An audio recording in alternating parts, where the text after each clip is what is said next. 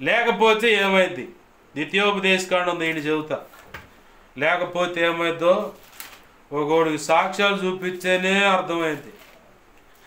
సాక్ష్యాలు చూపించే అర్థం కాదు. మనోడు కావాలని మమ్మల్ని గురిపెట్టుకొని, ఆ పాస్టరు మమ్మల్ని గురిపెట్టుకొని చెబుతుండండి. కాబట్టి మమ్మల్ని గురిపెట్టుకుంటాడు ఆయన. గురిపెట్టుకోవటం కాదు. ఈ సంగతులు విన్నా తర్వాత నువ్వు ఉరిపెట్టుకున్నంత పని అయింది. ఏంది ఏమైంది? ఈ సంగతి విన్న తర్వాత ఉరిపెట్టుకున్నంత పని అయింది అన్నమాట.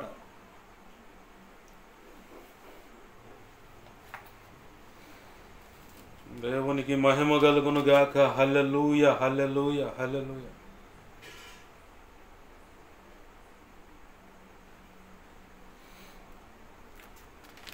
ప్రభు అంటున్నాడు, నాకు వేరై, ఎవరికి వేరై? యేసయ్యకు వేరై బ్రతికే వాళ్ళ మీద 3 లేదా 4 తరాలు. ఎన్ని తరాలు? 3 లేదా 4 తరాలు వాటికి శాపాన్ని ఇస్తానన్నాడు ఆయన.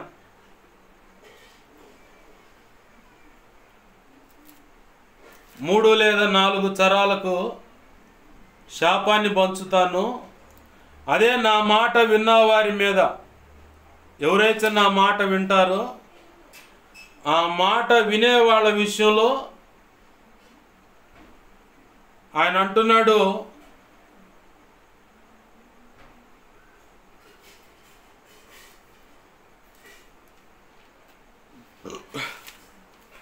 ఆయన మాట వినేవారి విషయంలో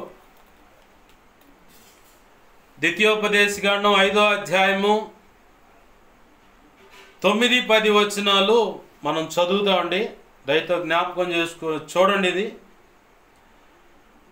వాటికంటూ పైన చెప్పబడిన వాటికి అంటే అక్కడ 6వ వచనం చూస్తే, దాసుల గృహమైన ఐగుప్తు దేశంలో నుండి నిన్ను రప్పించిన నీ దేవుడైన యెహోవాను నేనే. నేను తప్ప వేరొక దేవుడు నీకు ఉండకూడదు. పైనున్న ఆకాశం అందే గాని, క్రిందనున్న భూమి అందే గాని, భూమి క్రిందనున్న నీళ్ల యందే గాని యుండు దేని పోలికనైనను విగ్రహమును చేసుకొనకూడదు.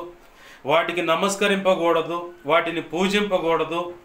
నీ దేవుడైన యెహోవానగు నేను రోషము గల దేవుడను. నన్ను ద్వేషించు వారి విషయములో 3-4 తరముల వరకు తండ్రుల దోషమును కుమారుల మీదకు రప్పించుచు, నన్ను ప్రేమించి నా ఆజ్ఞను గైకొను వారి విషయములో 1000 తరముల వరకు కరుణించు వాడనై ఉన్నాను. ఆమేన్, హల్లెలూయా. ఎక్కడ ఇది చెప్పింది? మళ్ళీ చెప్తున్నా. ద్వితీయోపదేశకాండము చదువున్న మీ పిల్లల చేత చదివించుకోండి. ద్వితీయోపదేశకాండము 5వ అధ్యాయము 6వ వచనం నుంచి 10వ వచనం వరకు నేను చదివా. ఎవరి విషయం ఇది? కొంతమంది తెలివిగల భక్తులు ఉన్నారు, అది ఇజ్రాయేలీల గురించి కదా అని చెప్పని. ఓకే, నీ మాట చొప్పునే వస్తా. అపోస్తుల కార్యం 15వ అధ్యాయము. తెలివిగల భక్తులు, అదే సావు తెలివితేటలు అంట. ఈ ఆధ్యాత్మిక జీవితంలో కూడా కొంతమందికి సావు తెలివితేటలు ఉంటాయి. అవన్నీ ఐగుప్తులో ఇజ్రాయేలీలు కదా అని. సున్నతి అనేది నిబంధన. సరే, క్రీస్తు రక్తంలో గడగబడ్డ మనకు వర్తించవు కదా అంటే తెలియగలవాడు. రా, వర్తించవో లేదో నీకు చెబుతాడు. రా, అపోస్తుల కార్యం 15వ అధ్యాయము 19వ వచనం చదవండి. ఆదిమ సంఘం ప్రారంభంలో ఉన్న 12 మంది అపోస్తులు, పౌలు, బర్నబా, శీల, ఆ కాలంలో ఉన్నటువంటి సంఘస్థులు, అలాగనే పరిశుద్ధాత్మ దేవుడు కూడా, ముగ్గురు అందరూ కలిసి సాక్ష్యం ఇస్తున్న మాట ఇది. పరిశుద్ధాత్మ దేవుడు కూడా అని ఎందుకన్నానంటే, అపోస్తులు అంతా తీసుకుంటున్న నిర్ణయాలు పరిశుద్ధాత్మకు మాకు కరెక్టే, ఇది ఖచ్చితంగా సబబే అని చెప్పని తోచెను అన్న మాట ఉంది బైబిల్లో.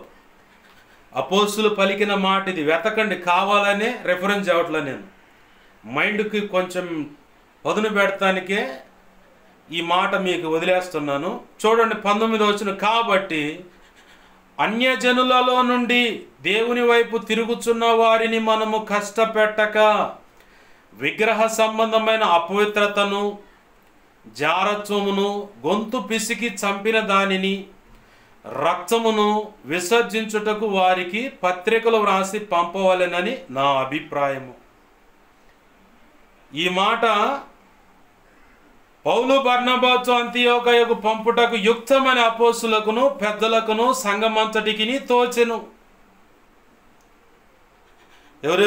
ఎవరెవరికి నచ్చిందంట అది?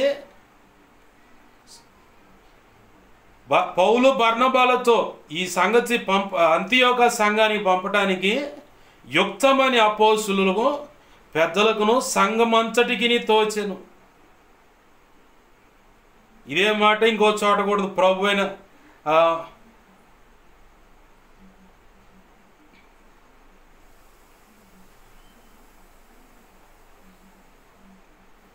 మళ్ళీ 28వ వచనంలో కూడా చూడండి, ఇక్కడ ఉంటుంది, విగ్రహములకు అర్పించిన వాటిని, రక్తమును, గొంతు పిసికి చంపిన దానిని, జారత్వమును విసర్జింపవలెనని. ఈ అవశ్యమైన వాటికంటే ఎక్కువ ఏ భారమును మీ మీద మోపకూడదని పరిశుద్ధాత్మకును మాకును తోచెను.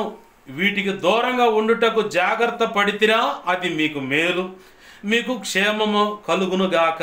ఆమేన్, హల్లెలూయా. కనపడదా మాట? పరిశుద్ధాత్మకును మొదటిగా అపోస్తులు, సంఘ పెద్దలు, సంఘమంతటికి, అలాగే పరిశుద్ధాత్మకి, అంటే నలుగురు సాక్ష్యం ఇస్తున్న మాట ఇది. వాళ్ళతో పాటు కలిసి నేను కూడా ఇస్తున్న సాక్ష్యం.